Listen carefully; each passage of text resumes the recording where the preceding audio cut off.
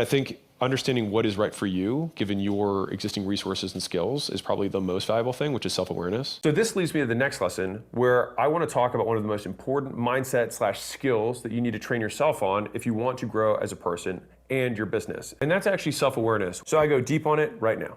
The hardest thing for people is judgment, which is like, how do I know to listen to this guy versus that guy, right? That's the hard part, because you will see conflicting advice.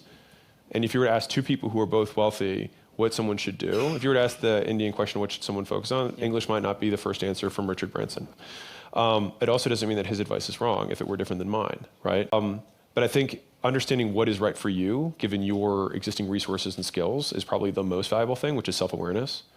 And so I think I've always had a decent amount of self-awareness, which has allowed me to make sure that I'm picking the products, services, information that I'm consuming the most of around whatever I believe the constraint to be. And then I would say that I'm relatively maniacal in the focus that I have around whatever the thing that's limiting me is. And so if I thought that sales was the issue, I think people try to solve a problem one way. I tend to approach a problem with like, I don't care which one works, I will do all of them violently.